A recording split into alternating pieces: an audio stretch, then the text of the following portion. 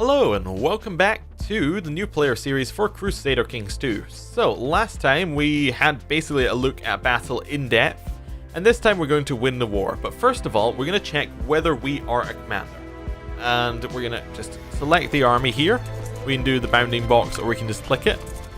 And there are two ways of doing this, or two ways of making sure we're not a commander. Because last time we got an event for being in battle and we weren't entirely happy with it.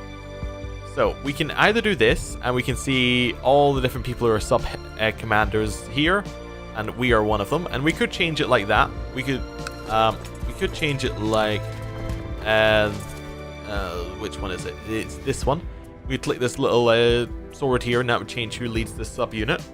And we could resign as an option, or we can do it in a different way. If we don't want to lead armies, we can click on our character portrait, and then we can click on this little sword and shield. And what this does is this forbids us from leading armies. So the AI will not put us in charge of armies. So that's good. Right. Let's let time move on and see what happens. Young Audrey has finished her education in stewardship. I noticed with pride she has attained nothing less than a masterful level of knowledge. So, what we can see here is that our half-sister has 4 little stars underneath this pot here. And this means that she has the highest level of stewardship education available. So that's fantastic. We're just going to go excellent to that. And maybe we should find someone for her to marry. In fact, maybe we should find someone for all of our half-sisters to marry. And that might be something to do for today. So, let's have a look here. First one we have is Constance. Constance is our sister. She has a weak claim on the Kingdom of France and a weak claim on the Duchy of Burgundy.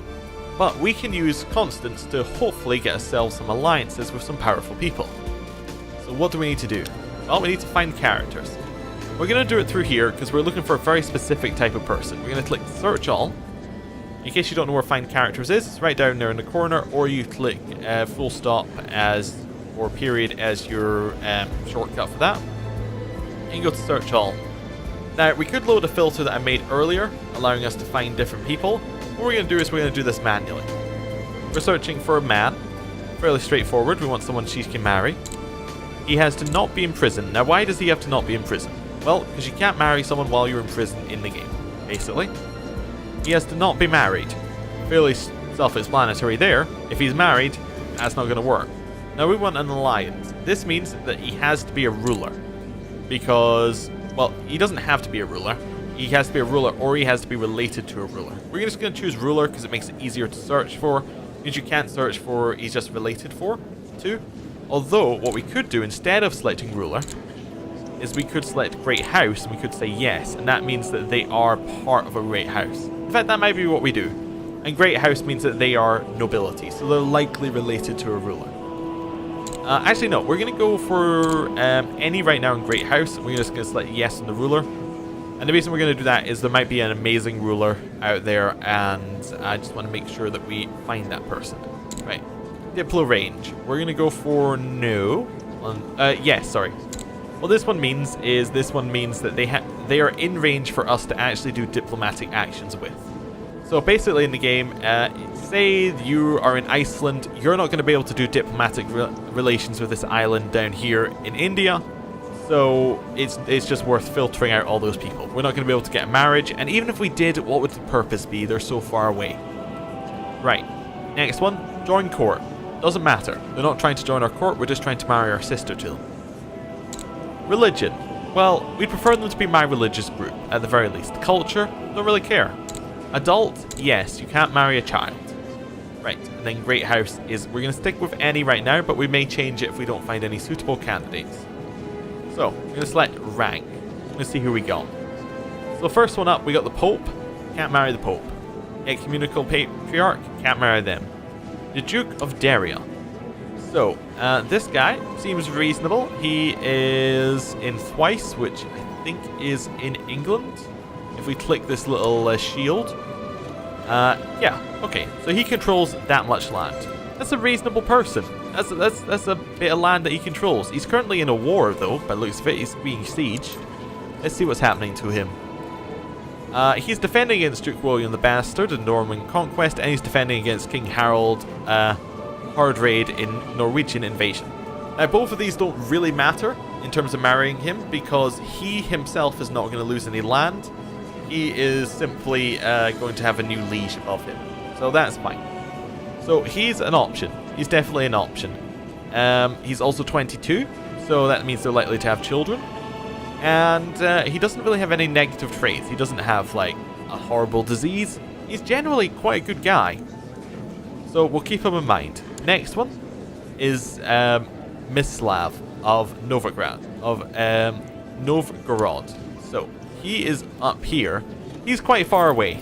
He's probably not going to be helpful in wars. And to be honest, that's probably the reason why you discount this guy in terms of marriage. He's just too far away. He's not going to do anything for you. He's also Orthodox instead of being Catholic, so he's not on the list. Next one, Duke of Moray. Now this one is in Scotland, so it's a little bit far away again. But he's up there. Nothing really wrong with him at all. He's in a similar situation. He's not in any wars, however, so he could be more useful right now. So we may keep him in mind as well. Next one is the Duke of Toulouse. Now this one actually seems like a very high percentage chance this is going to be good for us. The Duke of Toulouse is down here and holds all of this land. So if we split up France like this, we can see that Toulouse holds this much land. So they're an ally who we don't share a border. There's somebody in France who we don't share a border with, who would be a good ally for us. They're a strong member of France. So this one seems like the absolute best choice for our half-sister to marry. So we're going to marry him off. So we're just going to very quickly go for this. We are going to select Constance, our sister, and she's going to marry Gulian, the Duke of Toulouse. So what we can see here is we will gain some prestige because we're marrying into a major house. And this will also result in a non-aggression pact. That's what this is saying. And then it with Duke Gulian. So that's fantastic. Now we could try clicking matrilineal. This basically means that everyone would be of the mother's every child would be of the mother's family instead of the father's. But if we click it, we'll see that he says no, I'm not interested. He's already in charge. He doesn't really want to do any of that sort of stuff.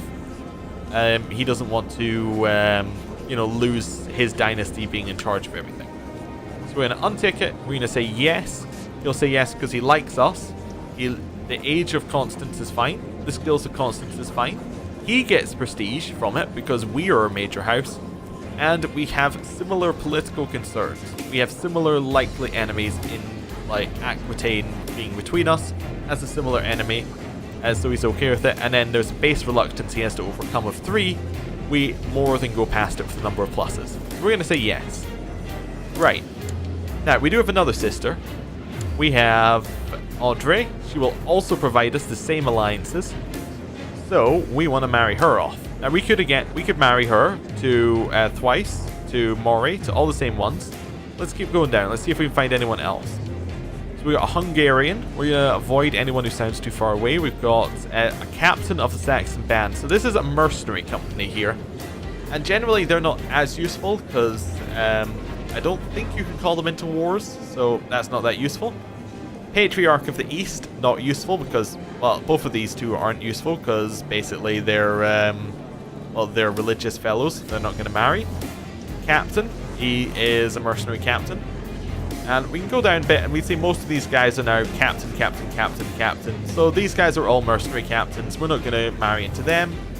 Let's go up here. Let's marry the Duke of Derriere. Our half-sister married to him. So arrange a marriage between our half-sister and him.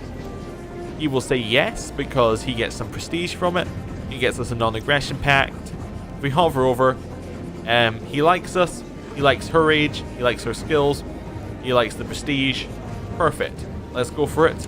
We'll send off that little agreement and we'll see what they come back with while we watch the war that we've got going on over here. Oh, we also have a new thing up the top. We can imprison Count Hughes. Why can we imprison Count Hughes? Let's hover over what this says. So we'll see here. This is Count Hughes. Here's his ambition. Here's his focus. In the middle, this is his plot.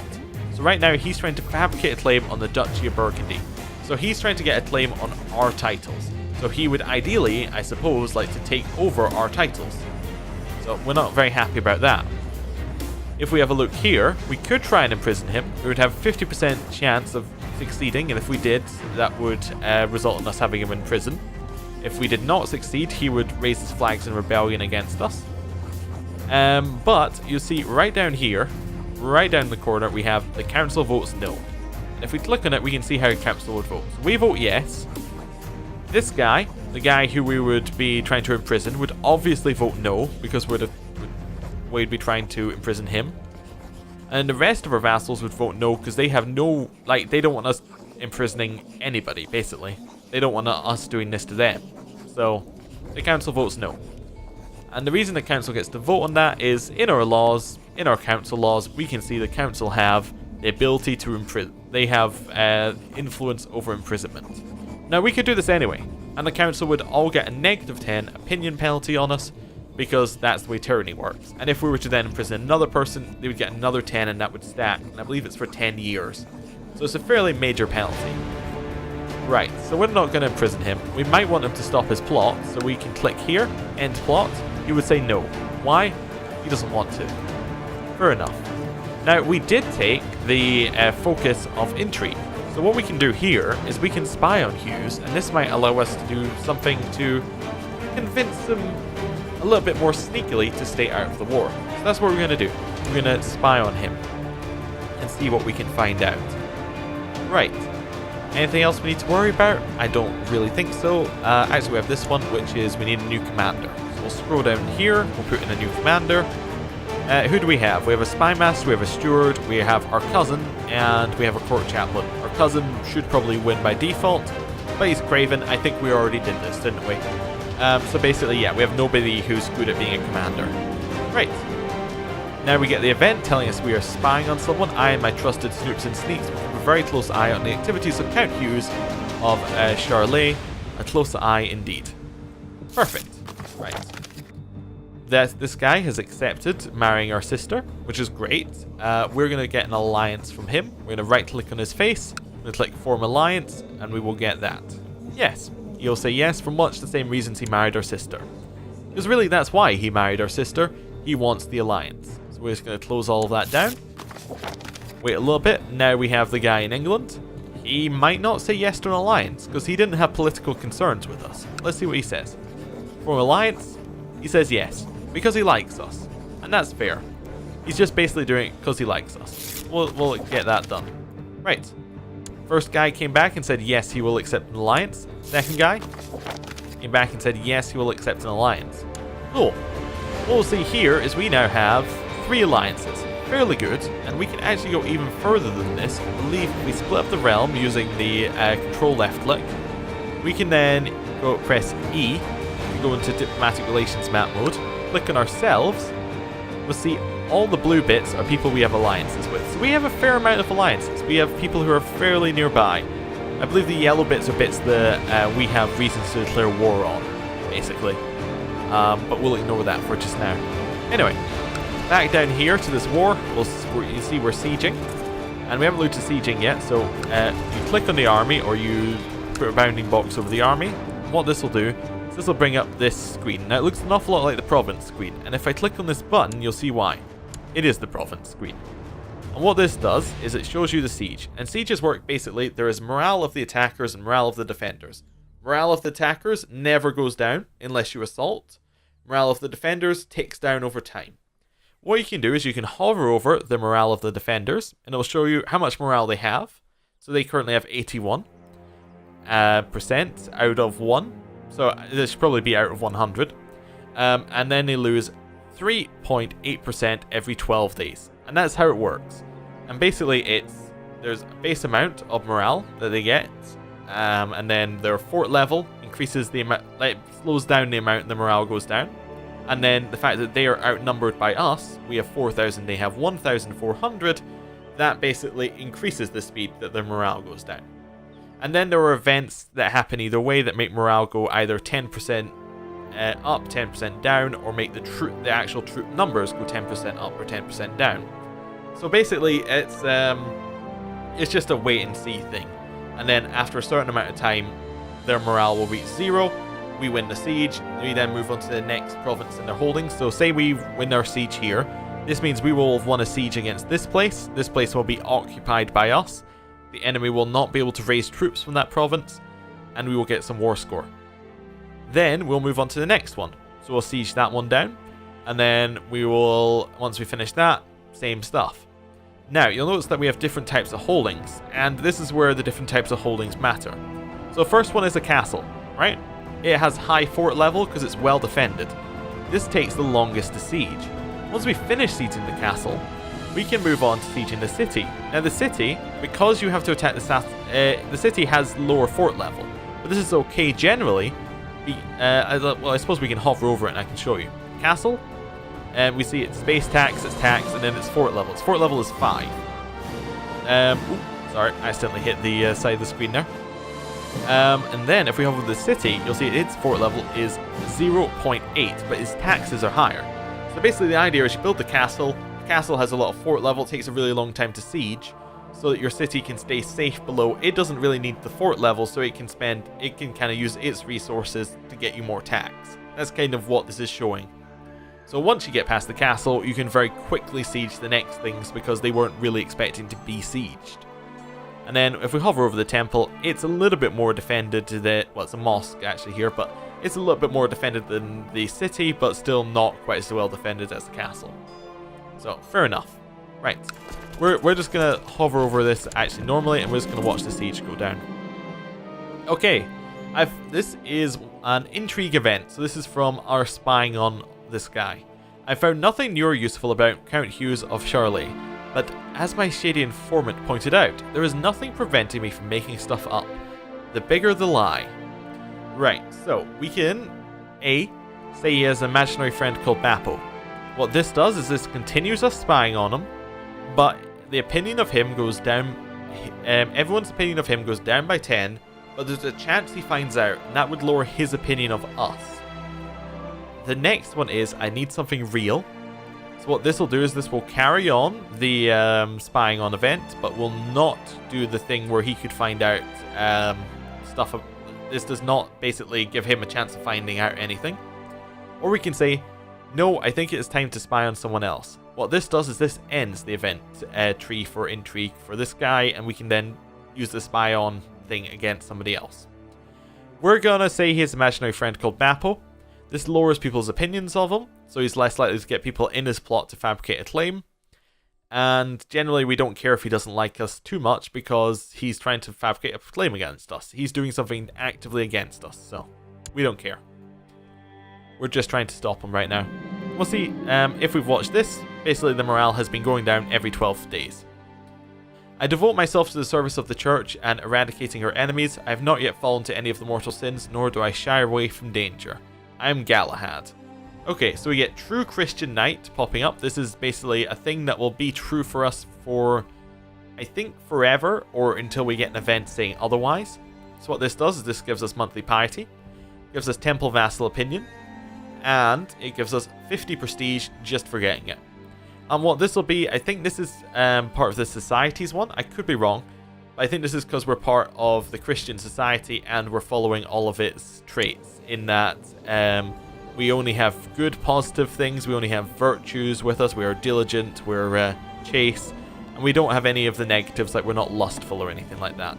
So yes, that's good. We're going to click on that and we'll see our prestige goes up by 50. Yeah, fairly straightforward. We're about to get attacked by 600 men. Okay, interesting. They shouldn't be running, but that's fine. We should be able to fight it. Oh, we now have a special special thing. We can now ask our liege to be on this council. I think this is because he is now age 16. That's why we can do it, basically. Because before we would have to ask his regent.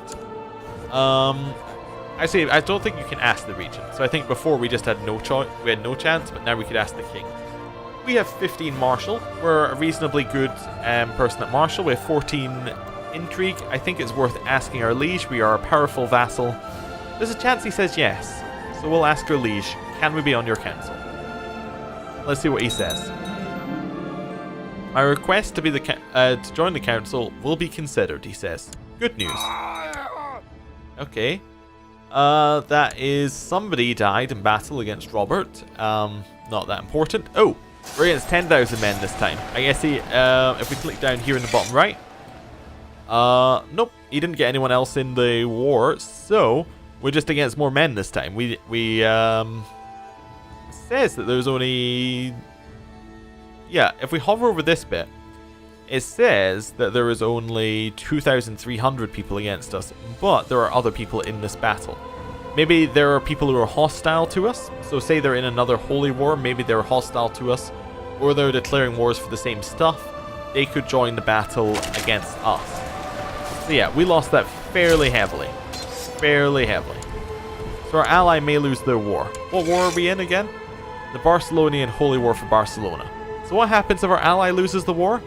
Well, basically, they will get whatever negative effects come from surrendering to the enemy. So whatever those might be. I think with Holy War, it's something like you lose piety and you lose some moral authority for your religion. So your religion's less strong, basically. We're going to follow along here, and we are then going to just we're going to stop attaching ourselves to our allies because we only have 256 men. I'm going to head back to our realm. Actually, we don't need to head back to our realm. We can do it within France. So anything that is within our liege's realm, we can now just disband our troops. So we're going to click disband unit. We will stand down. No retinue units will be disbanded. No special event troops will be disbanded. So basically what this is saying is that all of our troops can go back into the pool of troops that we can raise up. Now, what will happen if you try and do this in enemy territory, or any territory that is not your own, is you will lose a percentage of your troops. And they will not go back into the pool, so you can't raise them up again immediately. So generally you want to disband them in your own territory. Right. So if we have a look at our military now, we don't have that many people. We have 176 troops and 229 troops from our vassals. So we need to wait a little bit to become stronger. So that's what we're going to do. We're just going to sit back and we're going to wait. We helped our ally in the war, but unfortunately the other side had a larger force than us in the end, so we lost it. Which is fine, we just sit back and relax. It's been long enough since King Philippe of France promised to make room for me on the council. I could remind him to keep his promise. Let's remind him to keep his promise. The answer regarding the position on the council of King Philippe of France was a definite no. Oh, well, that's a shame. We'll ask again in a little bit. Or we'll spy on the people who are in the positions that we want, we'll kill them, and then we'll apply for the position then. Okay, I'm not having much luck spying on Count Hughes. Perhaps I should focus my efforts elsewhere. This is basically a reminder saying you're spying on them. You didn't get a positive event towards this, but if you'd like to stop now, here's where you can do it. We're going to say no, I'm sure he's up to something, and we're going to keep spying on him. Right, I'm going to end the episode here. Thank you for watching. I'll see you next time. Goodbye.